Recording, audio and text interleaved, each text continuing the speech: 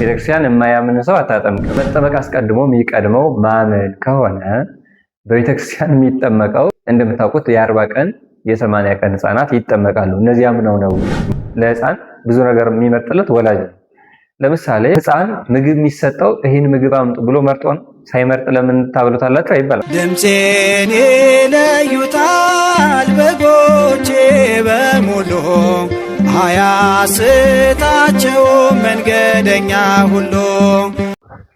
በስመ አብ ወወልድ ወመንፈስ ቅዱስ አሐዱ አምላክ አሜን። ሰላም እየተከበራችሁ የአንቀጸ አባግ መንፈሳዊ ሚዲያ ተከታታዮች የእግዚአብሔር ቤተሰቦች ሁላችሁም እስከ ሞት በወደደን እስከ መቃብር ድረስ ፍቅሩን በገለጸልን በመድኃኒታችን በኢየሱስ ክርስቶስ ፍጹም የሰላምታ ቃል ሁላችሁንም በእግዚአብሔር ስም ሰላም እላችኋለሁ። እንደምን ዋላችሁ? እንደምን እስከዚህ ሰዓት ደረሳችሁ? ለዚህ ዕለት ለዚህ ሰዓት ያደረሰን የቅዱሳን አባቶቻችን አምላክ እግዚአብሔር በፈጠረው አንደበት ስሙ ለዘላለም የተመሰገነ ይሁን። እመቤታችን ቅድስት ድንግል ማርያም በዕለቱ የሚታሰቡ ቅዱሳን መላእክት፣ ጻድቃን፣ ሰማዕታት፣ ደናግል፣ መነኮሳት፣ አበው አባቶቻችን ሊቃውንት እግዚአብሔር እንዳከበራቸው መጠን ክብር ምስጋና ይድረሳቸው። ያስለመድነውን ትምህርታችንን እንቀጥላለን ማለት ነው። ምስጢረ ጥምቀት የሚል ትምህርት ነው እየተማማርን ያለ ነው። እየተከታተላችሁ እንደሆነ ተስፋ አድርጋለሁ። ወደ ትምህርታችን እንቀጥላለን ማለት ነው።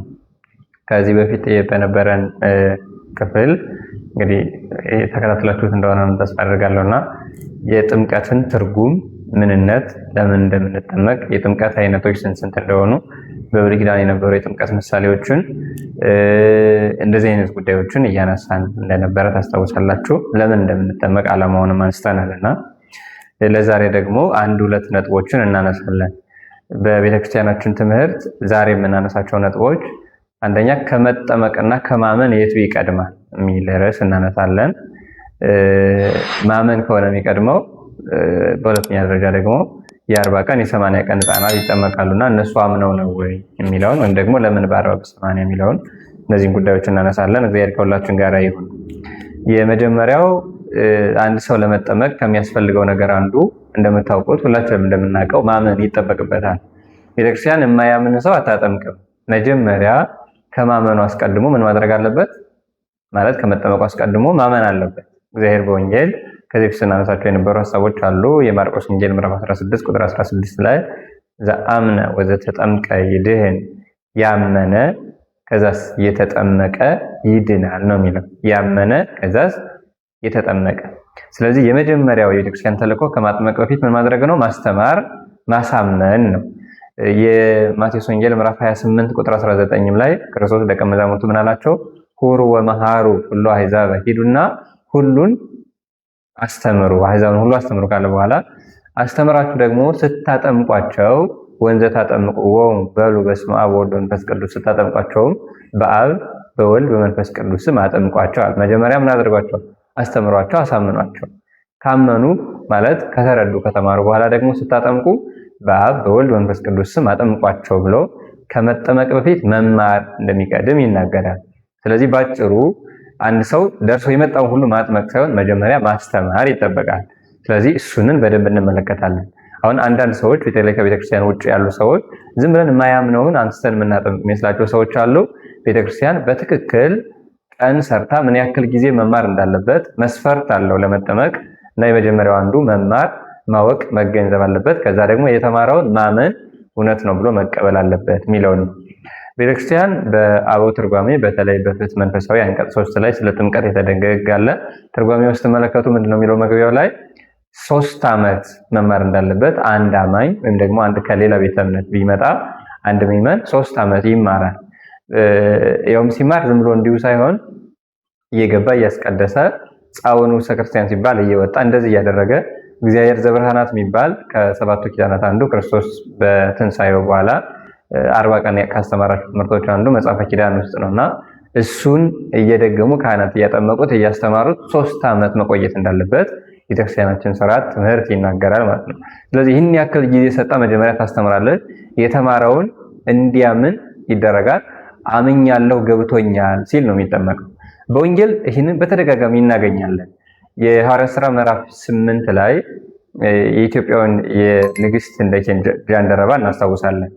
ጃንደረባው ኢየሩሳሌም ደርሶ ሲመለስ መጽሐፈ ኢሳይያስን እያነበበ ሲመጣ እንደምታውቁት መንፈስ ቅዱስ ፊልጶስን ሁርትለወ ለዝንቱ ሰረገላ፣ ይህንን ሰረገላ ተከትለው ሄዳለው። ፊልጶስ ወደ ኢትዮጵያ የሚመጣውን ሰረገላ ተከተለው አብሮ ተቀመጠ።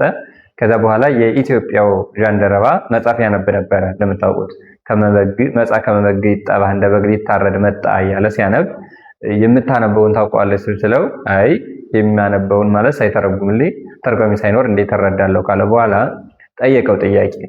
እባክህ ነብዩ ስለማን ነው የሚናገረው አለው። ከዚያ በኋላ ተረጉመለት አስተማረው ማለት ነው።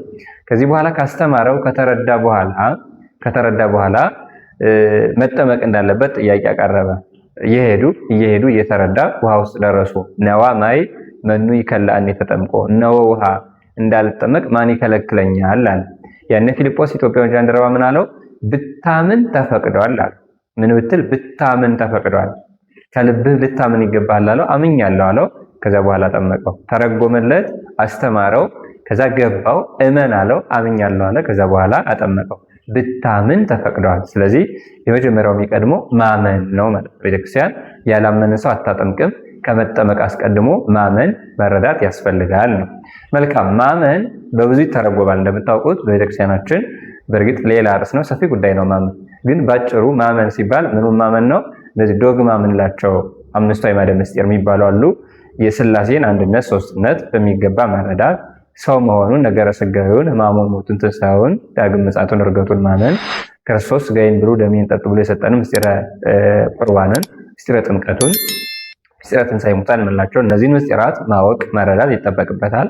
እግዚአብሔር ቅድመ ዓለም ማእከለ ዓለም እስከ ዘላለሙ ያው እንደሆነ፣ እግዚአብሔር አምጻኤ ዓለማት መጋቢ ዓለማት ዓለምንም የሚያሳልፍ መሆኑን መረዳት፣ እግዚአብሔርን ከነክብሩ መረዳት ሲችል ከዚህ በኋላ ነው ቤተክርስቲያን የምታጠምቀው ማለት ነውና መጀመሪያ የሚቀድመው ማመን የሚባለው ነው። ይህ በደንብ ሊሰመርበት የሚገባ ጉዳይ ነው።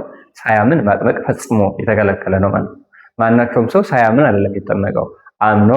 ታስታውሳላችሁ በሐዋርያት ትምህርት እያንዳንዱ ሄደ፣ አስተማረ፣ አሳመናቸው፣ አጠመቃቸው ነው የሚለው። ስለዚህ መጀመሪያ የሚቀድመው ሄዶ ማስተማር ከዛ በኋላ ማጥመቅ ነውና መጀመሪያው ማስተማር ነው። አንድም ሐዋርያ ሳያሳምን አላጠመቀም። ስለዚህ ባጭሩ እንድታዩት የፈለኩት ከመጠመቅ አስቀድሞ የልጅነት ጥምቀትን ከመቀበል አስቀድሞ ምን ይቀድማል ነው? ማመን ይቀድማል። እግዚአብሔርን አንድነቱን፣ ሶስትነቱን፣ ስጋዌውን ሰው መሆኑን ማለት ነው፣ ጥምቀቱን፣ ይህ ስጋውን ቁረሱን፣ ደሙን ማፍሰሱን፣ ትንሣኤውን፣ ዕርገቱን፣ ዳግም ምጽአቱን፣ በአጠቃላይ ነገር እግዚአብሔርን ጠንቅቆ ማወቅ አለበት። ማመን አለበት ማወቅ ብቻ ሳይሆን። ለእኔ ማመንና ማወቅ ይለያያሉ። በደንብ ማወቅ መረዳት ሲችል ከዛ በኋላ ነው የሚጠመቀውን። ለመጠመቅም ማመን አለበት። ምን ብሎ ማመን አለበት? የምትጠመቀው በውሃ አይደለም። ካህኑ ሲባርከው ውሃው ወደ ማየገቦነት ይለወጣል ብሎ ይነግሩታል። በነገራችን ላይ ይሄ ነገር እግዚአብሔር የሚባለው በእኛ በስጋዊ ሎጂክ የሚገለጥ ሳይሆን በእምነት የሚታወቅ ነው። እግዚአብሔር የሚታመን ነው ብዙ ነገሩ። ለዚህ ነው ቅዱስ ቶማስ በዮሐንስ ወንጌል ምዕራፍ 20 ላይ ካላየው ካልዳሰስኩ አላምንም ሲል ክርስቶስ ከታየው በኋላ ይትኩን ናፋቂ አለ አመን የምትጠራጠር አትሁን እመን እንጂ ብሎ ይናገርና ብዙ ነገሮችን ተዳሰው አይደለም ነገር እግዚአብሔር የሚታየው፣ አብዛኛው የሚታመን ነገር ነው እና ማመን ያስፈልጋል። ስጋው ደሙን ለመቀበል ማመን ያስፈልጋል። ለምስጢራት ሁሉ ለመድረስ በነገራችን ላይ ማመን ያስፈልጋል። ስለዚህ ከምስጢራትም የመጀመሪያው በር የምንለው ትልቁ ምስጢር ጥምቀት ስለሆነ ከመጠመቁ አስቀድሞ ስለ ምስጢረ ጥምቀት መማር፣ ማወቅ፣ መረዳት፣ ማመን አለበት። ስለዚህ ሳያምን አይጠመቅም የሚለውን እንደትይዙልኝ ስለፈለኩ ነው። መልካም። ከመጠመቅ አስቀድሞ የሚቀድመው ማመን ከሆነ በቤተክርስቲያን የሚጠመቀው እንደምታውቁት የ40 ቀን የ80 ቀን ህፃናት ይጠመቃሉ። እነዚህ አምነው ነው ወይ የሚለውን ተወሰነ ሀሳብ እናነሳለን። የሚጠመቁ በነገራችን ላይ አንድ ሀሳብ እናንሳ ከዚህ ጋር የሚጠመቀው ማናቸውም ሰው ጥምቀት የተሰራው ለሁሉም ነው። ከዚህ በፊትም አንስቻለሁ። ጥምቀት ስሩ ላይ ለእደው ወአንስት፣ ጥምቀት ለሴቶችም ለወንዶችም ለንዑሶ ሞላብዮም ለትልቆችም ለታናናሾችም ለሁሉም የተሰራ ነው የሚለውን በደንብ እንድትይዙልኝ ስለፈለኩ ነው። ስለዚህ ለሁሉ የተሰራ ነው የሚለውን ከያዝን ማመን አለበትም ካልን የ40 ቀን ህፃን ያምናል፣ የ80 ቀን ህፃን ታምናለች ወይ? ለምንድን ነው በ40 ቀን በ80 ቀን የምናጠምቀው የሚለውን የተወሰነ ሀሳቦችን እናንሳ። እኛ ህፃናትን የምናጠምቅበት የ40 ቀን የ80 ቀንን ህፃን የምናጠምቅበት ምክንያት የ40 ቀን ህፃን የ80 ቀን ህፃን የእግዚአብሔርን አንድነት ሶስትነት ስለሚረዳ ተምሮ ስለጨረሰ ሳይሆን የምናጠምቅበት ምክንያት እንዳልኳችሁ እግዚአብሔር በወንጌል ስለተናገረ ማለት ነው። ህፃናትም የእግዚአብሔር መንግስት ስለሚገባቸው ነው። እንደምታውቁት ህፃናት የእግዚአብሔር መንግስት መውረስ አለባቸው፣ ምንም ጥያቄ የለውም። መውረስ የሚችሉት ደግሞ ሲጠመቁ ነው። ሳይጠመቁ የእግዚአብሔር መንግስት ሊወርሱ አይችሉም። ስለዚህ እንዳልኳችሁ ጥምቀት የተሰራው ለትልቁም ለትንሹም ነው። ለምን ነው እንደዛ የሚለው? ፍትሕ መንፈሳዊ አንቀጽ 3 ነው ይሄን የሚለው። ጥምቀት ስሩ ላይ ለደዋነ ጥምቀት ለሴቶችም ለወንዶችም የተሰራ ነው። ለውንሶ ሙላብየው ለትልቆችም ለታናናሾችም የተሰራ ነው ይልና በእንተ ዘይቤ እግዚእነ ሎቱ ስብሐት ዘይተወለደ ዳግመ እማይ ወመንፈስ ቅዱስ ይርያ ለመንግስተ እግዚአብሔር። ከውሃና ከመንፈስ ቅዱስ ያልተወለደ እግዚአብሔር መንግስት አያያትም ብሎ እግዚአብሔር እንደተናገረ ለሁሉም የተሰራ ነው ይላል። እግዚአብሔር እንዲህ ብሎ አይደል? ዳግም ያልተወለደ እግዚአብሔር መንግስት አያይም አይወርስም ብሏል። ምን ያላደረገ? ዳግም ያልተወለደ ብሏል። ዳግም ያልተወለደ ማለት ህፃናት ትልቁ አይልም። ማናቸውም ሰው ዳግም ያልተወለደ እግዚአብሔር መንግስት አያይም ይላል። ስለዚህ አሁን ሌሎች ጎረቤቶቻችን እንደሚሉት ሰው ካደገ በኋላ ካመነ በኋላ ገና አስተምረ ነው አዎ ገብቶኛል እስከሚል ከጠበቅን ህፃናት አይሞቱም ወይ? አሁን እግዚአብሔር ሲናገር ከዚህ እድሜ በዳር ከዚህ እድሜ ጀምሮ አላለም። እድሜ አልጠቀሰም። ያለው ምንድነው? ያላመነ ወይም ደግሞ ከውሃና ከመንፈስ ቅዱስ ያልተወለደ የእግዚአብሔር መንግስት አያይም አይወርስም። ምን ያላለ? ያልተወለደ። ስለዚህ ህፃን ሊሞት ይችላል፣ እናውቃለን አይደል? ሰው እስከ አድጎ እንደሚኖር ብዙ ዘመን እንደሚኖር ዋስትና የለንም። እኛ የምናውቀው ዛሬ ነው። ስለዚህ ያ ህፃን ቢሞት እኛ ተጠያቂ ነን ማለት የእግዚአብሔር መንግስት አይወርስም። ለምንድን ነው የማይወርሰው? ዳግም ያልተወለደ የእግዚአብሔር መንግስት አይወርስም ብሏል። ስለዚህ ዳግም ሳይወለድ ቢሞት የእግዚአብሔር መንግስት አይወርስም። የእግዚአብሔር ቃል አይታበይም። ስለዚህ ህፃናት የእግዚአብሔር መንግስት መውረስ አለባቸው፣ ምንም ጥያቄ የለውም። ስለዚህ ለትንሹም ለትልቁም የተሰራ ነው ያለው ፍትሐ ነገሥት ከዚህ የተነሳ ነው። ህፃናትም የእግዚአብሔር መንግስት ስለሚገባቸው ካልተወለዱ ስለማይወርሱ በህፃንነታቸው የምናጠምቀው ከዚህ የተነሳ ነው ማለት ነው። ከዚህ የተነሳ ነው። እግዚአብሔርም ማናቸውም ወንጌል ህፃናትን አታጥምቁ አላለን። እንዲያውም በአንጻሩ እግዚአብሔር የተናገራቸውን በኋላ እናነሳለን።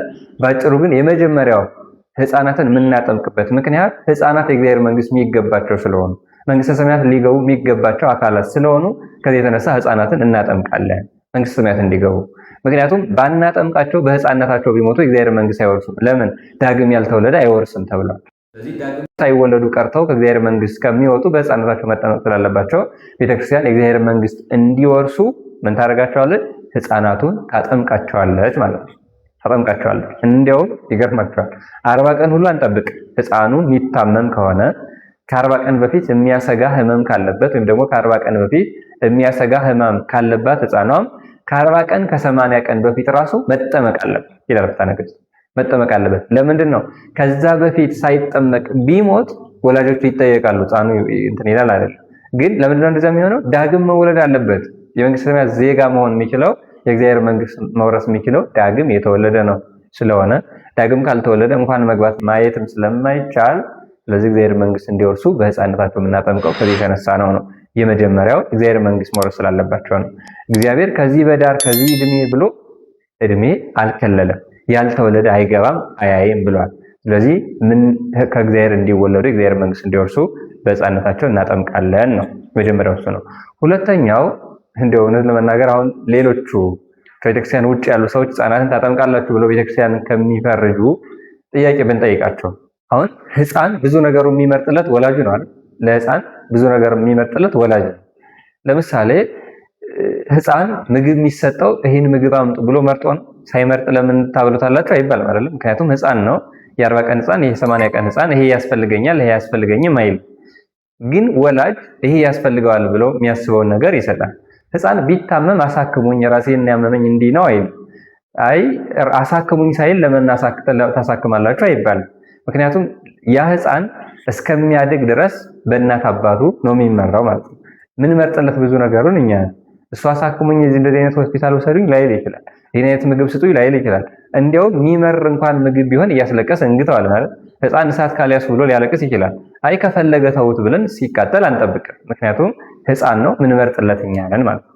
ስለዚህ ሃይማኖትን ምን መርጥለት እኛ ነን በእኛ ውስጥ እስካለ ድረስ ማለት ነው። ከዚህ የተነሳ ቤተክርስቲያን በሃይማኖታችንም እርግጠኞች ስለሆነን ህፃናት እነሱ ያሉትን ሳይሆን የሚጠቅማቸውን የምናውቅላቸው እኛ ስለሆነን እስከሚያድጉ ድረስ ስለዚህ ሃይማኖታቸው እንደሚጠቅማቸው የእግዚአብሔር መንግስት እንደሚያወርሳቸው እርግጠኞች ስለሆነ እናጠምቃቸዋለን ማለት ነው። እናጠምቃቸዋለን። አሁን አይ ሳያምኑ ሳይገባቸው ሳይረዱ ካልን ለምን ስለ ምግብ ሳያውቁ ለምን ትመግቧቸዋላችሁ ብለን መጠየቅ እንችላለን።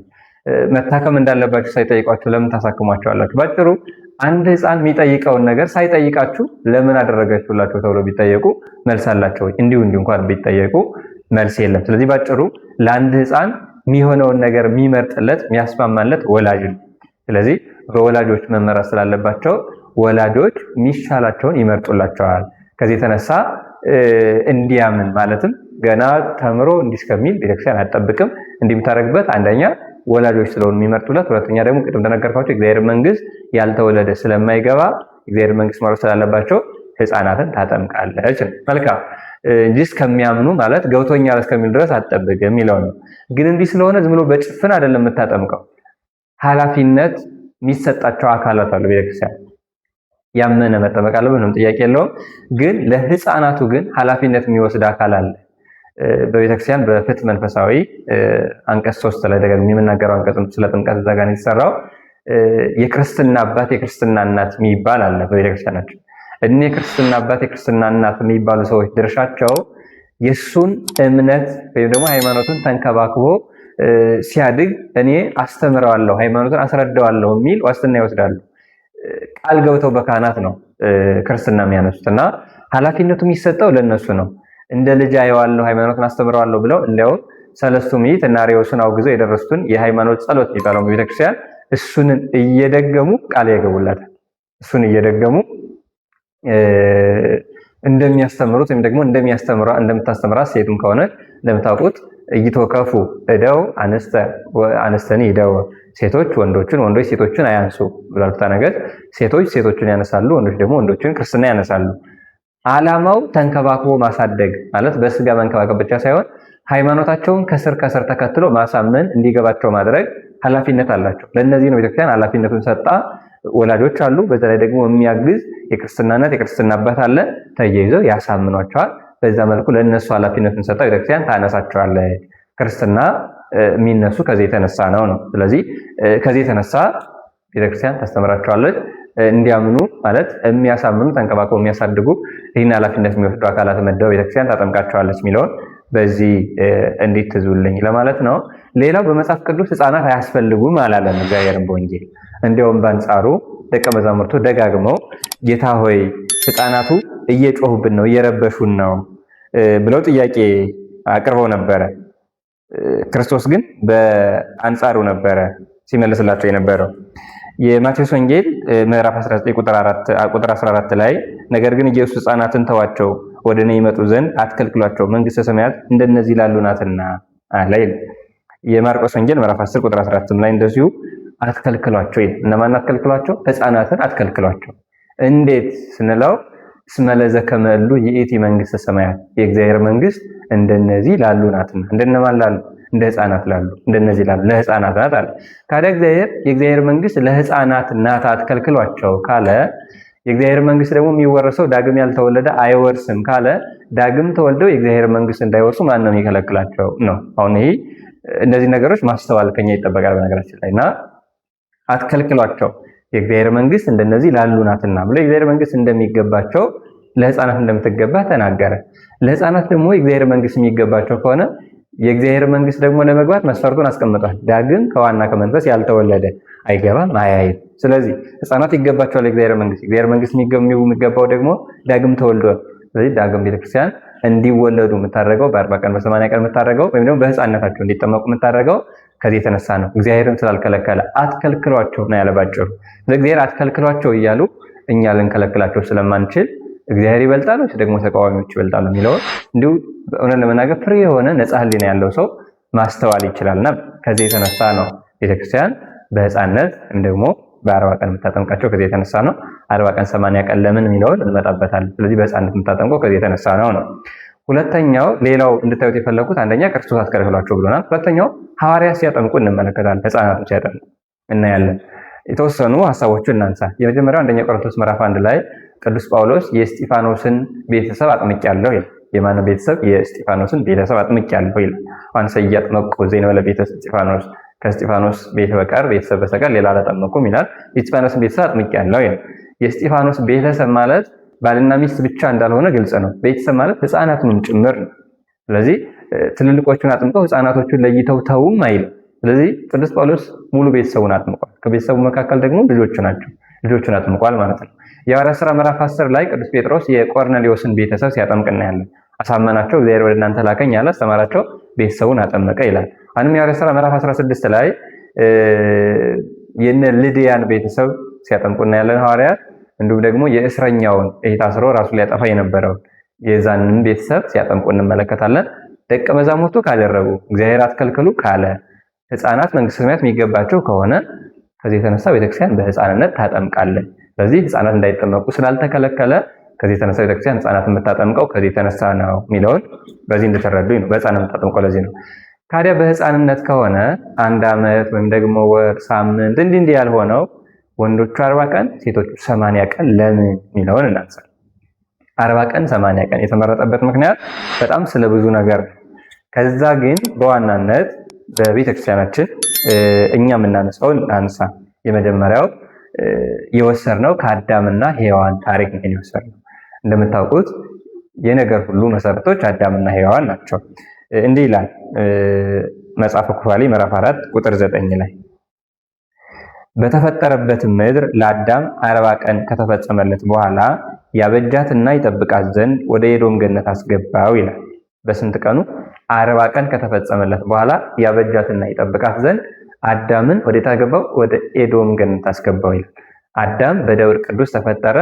በዛው በተፈጠረበት ስንት ቀን ሞላው? 40 ቀን ሞላው ገነት ሳይገባ። በ40ኛው ቀንስ ወደ ገነት ወሰደው ይላል። በ40 ቀን ሚስቱንም ወይም ደግሞ ይጠብቃት ዘንድ ወደ ኤዶም አስገባው፣ ሚስቱንም በ80ኛው ቀን አስገባት ይላል።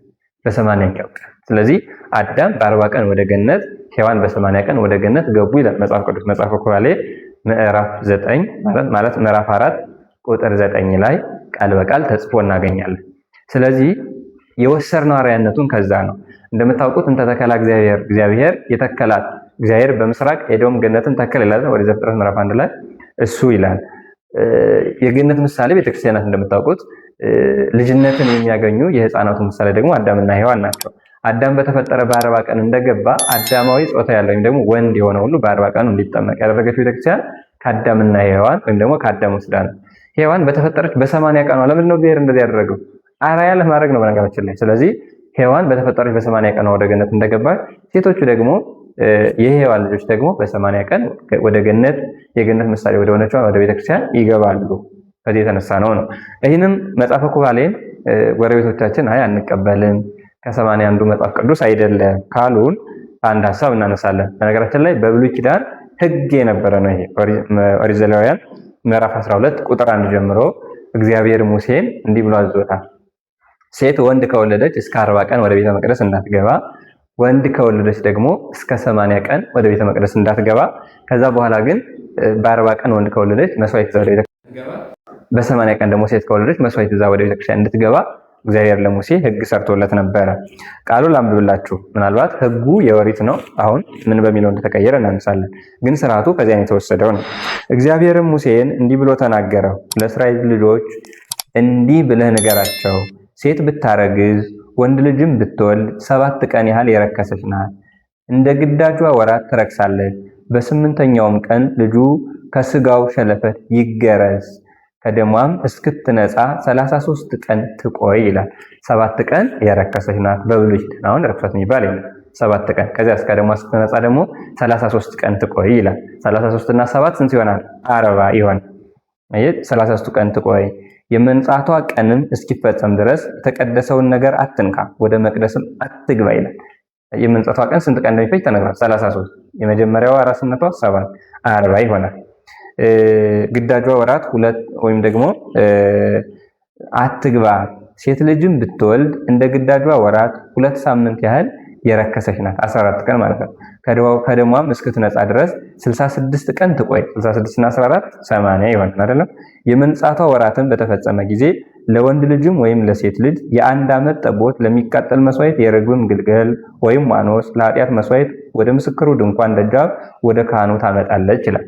40 ቀን ወንድ ከወለደች 80 ቀን ሴት ከወለደች ከቤተ መቅደስ ትታቀብና በ40ኛው ቀን ወንድ ከወለደች ሴት ከወለደች በ80ኛው ቀን ደግሞ ምን ታደርጋለች? ጠቦት ይዛ ወይም ደግሞ እንደ አቅሟ ዋኖስም ይዛ ትሄዳለች ነው። አየህ፣ ይሄ የብሉይ ኪዳን ሕግ ነበር ማለት ነው። ስለዚህ ከዚህ የተነሳ ነው ቤተክርስቲያን የምታደርገው። ኦሪት መቼም ሙሉ ተሽሯል አንል ማለት ይመጻይኩ ሳሮሙ ለኦሪት ወለነቢያት፣ ኦሪትና ነቢያትን ልሽራቸው አልመጣሁም ብሏል። ያ ማለት ምን ለማለት ፈልጌ ነው? ይሄ ሕጉ የተወሰደው ስርዓቱ የተወሰደው ከዛ ነው ማለት ነው እንጂ እንደ ብሉይ ኪዳን ረክሰናል አሁንም እንደዛ ነው ለማለት እንዳልሆነ ግልጽ ነው። ምን ተሽሯል ምን አልተሻረም የሚባል እንኳን እኛም ማናቸውም ሰው ማናቸውም ጀማሪ ሰው ይመልሰዋል። ይሄ መቼም የጅል ጥያቄ አታነሱም ብዬ ተስፋ አደርጋለሁ። ስለዚህ በ40 ቀን በ80 ቀን ይካሄድ የነበረው ስርዓት እሱ ነው። ኩፋሌን አንቀበልም ካሉ ኦሪት ዘሌዋውያንን ስለሚቀበሉ ከ66ቱ ስለሆነ ማለት ነው። ይህን በዚህ ልክ መረዳት ነው። ሕግ ነበረ። ክርስቶስ ይገርማቸዋል በአዲስ ኪዳን ይህን ሕግ ሲፈጽም እንመለከታለን። የሉቃስ ወንጌል ምዕራፍ 2 ላይ የመንጻታቸውን ጊዜ በተፈጸመ ጊዜ ይላል አይደል? ይህንን ስርዓት ሳያፋልስ ቁጥር 42 ጀምሮ ሉቃስ 2:42 ጀምሮ ወደ ቤተ መቅደስ በ40ኛው ቀን ይዘው ሄደ ይችላል አይደል? በ40ኛው የኦሪትን ስርዓት ለመፈጸም ነው የተደረገው። ስለዚህ ባጭሩ ከዚህ የተነሳ የኦሪት የብሉይ ኪዳን ሕግ ስለነበረ በዚህ ምክንያት 40 ቀን 80 ቀን የተመረጠው ከአዳምና ሔዋን ታሪክ ከቅዱስ ትውፊት ከብሉይ ኪዳን የተወሰደ ስርዓት ስለነበረ በዚህ ስርዓት መሰረት 40 ቀን 80 ቀን የተመረጠው ከዚህ የተነሳ ነው። 40 ቀን 80 ቀን ለምን ለሚል ሰው ይህንን ማስረዳት ነው። በህፃንነት ደግሞ ቅድም እንዳነሳ ነው የሆነበት ምክንያት ከዚህ የተነሳ ነው። ስለዚህ የብሉይ ኪዳን አሁን በብሉይ ኪዳን ርኩሰት ምናምን እሱን ትተን ስርዓቱ ግን የተወሰደው ከዚህ የተነሳ ነው። ስለዚህ 40 ቀን 80 ቀን ያደረገነው ከዚህ የተነሳ ነው እንጂ ህፃናት መጠመቅ እንደሌለባቸው ማጥመቅ የለባቸው የሚል ከመጽሐፍ ቅዱስ የለም። ሲጠመቁ አለ መጠመቅ እንዳለባቸው አስከልክሏቸው ይላል። ከዚህ የተነሳ ቤተክርስቲያን ህፃናትን የምታጠምቀው ከዚህ የተነሳ ነው እንጂ ህፃናቱን እንዳልኳቸው በክርስትና እናታቸው በክርስትና አባታቸው በኩል እንዲማሩ አድርጋ አደራ ሰጥታ ወላጆቻቸውም ተንከባከው ስለሚያስተምሯቸው ኃላፊነት ስላለባቸው በዛ መልኩ ኃላፊነቱን ለነሱ ሰጥታ ህፃናትን ታጠምቃለች እንጂ ከመጠመቅ በፊት ማመን ይቀድማል። ምንም ጥያቄ የለውም። ይሄ ለቀባሪ ማርዳት ነው የሚሆነው። ቤተክርስቲያን ይሄ ጠፍቷት አይደለ የሚለውን እንድትረዱ ለማለት ነው። ከዚህ ቀጣይ ያለውን በሌላ ቪዲዮ እንመማራለን። ላደረሰ እያዳረሳችሁ ሼር ላይክ እያደረጋችሁ ለሁሉም እንድታዳረሱልን በእግዚአብሔር ስም መልእክታችንን እናስተላልፋለን። ስለነበረን እግዚአብሔር ይመስገን። ያስተማረን የገሰጸን የመከረን ያስተካከለን የቅዱሳን አባቶቻችን አምላክ ብሎ ለባህሪ እግዚአብሔር ስሙ ለዘላለም የተመሰገነ ይሁን። ይቆየን። ስብሐት ለእግዚአብሔር። ድምፄን ይለዩታል በጎቼ በሙሉ አያስታቸውም መንገደኛ ሁሉ